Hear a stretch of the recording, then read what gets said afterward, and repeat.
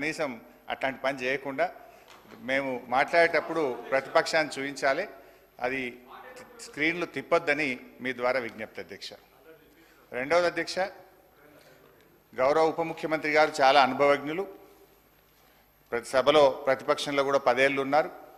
మేము మాట్లాడేటప్పుడు ఇంటరప్షన్ చేయకుండా లాస్ట్ టైం బడ్జెట్లు 2023-24 ఇక్కడ నుంచి బట్టి గారు మాట్లాడితే దాదాపు గంట సేపు మాట్లాడారు. ఆర్థిక మంత్రిగా నేను అక్కడ ఉన్నాను. ఒక్కసారి కూడా మా మంత్రులు కానీ నేను కానీ లేవలేదు, ఒక్క నిమిషం కూడా డిస్టర్బ్ చేయలేదు. వారు మొత్తం మాట్లాడిన తర్వాత నేను రిప్లై ఇచ్చాను. సో ఆ సంయమనం ఉండాలని చెప్పి కూడా నేను మీ ద్వారా విజ్ఞప్తి చేస్తా ఉన్నా.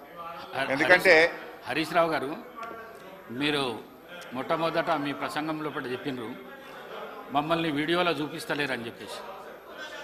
అది పొరపాటు. అది చూపిస్తలే, ప్రజలు చెప్తున్నాం, అందరినీ అన్ని పర్ఫెక్ట్గా చూపిస్తున్నాం. Thank you sir. నేను సీనియర్ శాసనసభ్యులు హరీష్ రావు గారి ప్రతి మాటను కూడా గౌరవిస్తాం అధ్యక్ష. ఎందుకంటే వారు కూడా లెజిస్లేటివ్ మంత్రిగా కూడా పనిచేశారు, ఫైనాన్స్ మినిస్టర్గా పనిచేశారు. మేము ఈరోజు మరి ఆ రాహుల్ గాంధీ గారి ప్రస్తావన తీసుకొచ్చారు. రాహుల్ గాంధీ గారిని ఎన్నిసార్లు చూపెడుతున్నారో దానికంటే 10 రెట్లు ఎక్కువ సార్లు ఈరోజు న్యాయపరంగా వారు కరెక్ట్గా మాట్లాడితే, సందర్భాన్ని పురస్కరించుకొని మాట్లాడితే